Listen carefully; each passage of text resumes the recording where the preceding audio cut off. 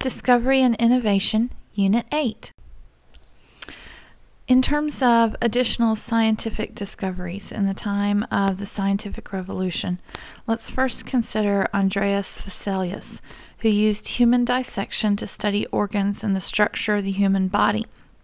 Now, he still got some stuff wrong, but he made great improvements in terms of understanding human anatomy over people from the ancient times who relied on the dissection of animals to construct the human body.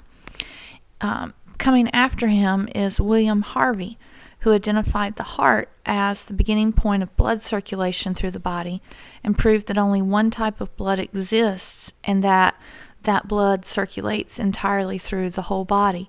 Previous to that, scientists believed that there were actually two different types of blood, what flowed in the arteries and then what flowed in the veins. Robert Boyle conducted experiments to explain the properties of gases and how volume changes based on the pressure that's being exerted on it. And then Antoine Lavoisier invented a system for naming chemical elements and is generally considered to be the father of modern chemistry. René Descartes emphasized the importance of an individual's mind in solving problems. He's more of a philosopher than a scientist, but he stresses the idea that reason is the chief source of knowledge. And one of his most famous statements is, "I think, therefore I am." Francis Bacon was also a philosopher rather than a scientist, and he promoted the idea of inductive reasoning, or the study of particular details to learn about general truths. He believed that observations and experiments could test hypotheses to determine the general principles, and his goal was for science to benefit industry, agriculture, trade, and other areas. So he's really considered to be sort of the founder or initiator of the scientific method that people use today. In economics, Adam Smith wrote a book called The Wealth of Nations, which promoted the idea of laissez-faire economics. Laissez-faire economics says that the state or the government should not interfere in economic matters. If individuals are free to pursue their own economic self-interest, everyone in society will benefit. He goes on to identify three basic roles for government to play.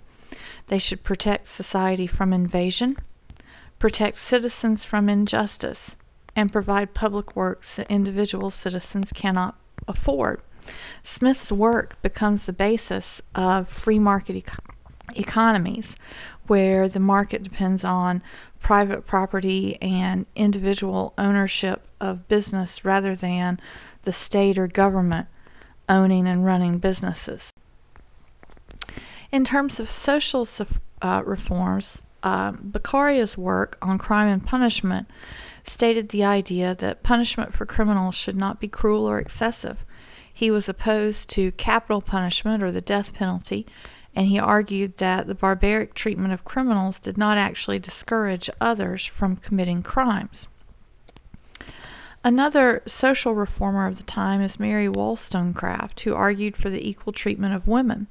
She made this argument on the basis of two ideas. First of all, if allowing monarchs to have unlimited power over their subjects is wrong, then allowing men to have unlimited power over women is also wrong. She further argued that women have the same powers of reasoning as men and should have equal rights in terms of education, political, and economic opportunities. Finally, in the arts, you get a flowering of artistic work.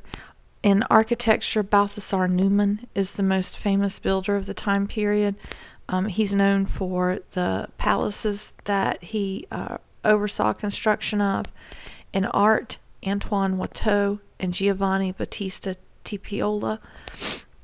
This issue initiates a period of art known as Rococo. In music, you get some of the world's most famous composers: Johann Sebastian Bach, George Frederick Handel, Franz Joseph Haydn, and Wolfgang Amadeus Mozart. And in literature, you see the development of the novel as a work that has a story that appeals to a variety of readers and you would reference Henry Fielding as one of the most well-known authors of the time. What's the overall impact of this time period?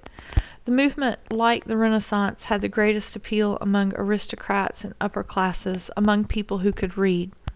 Publishing and the rate of reading increased with more widespread distribution of titles to the middle class, women, and urban artisans. You saw the development of magazines and newspapers that were printed for the general public.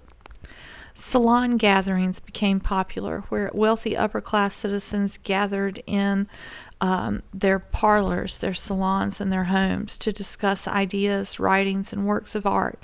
This helped to increase the influence of women because they had equal say in these gatherings, and it helped to spread ideas of the period. And while the philosophers of the Enlightenment put forth ideas that were contrary to religious thought, religion remained an important element in daily life among both Catholics and Protestants.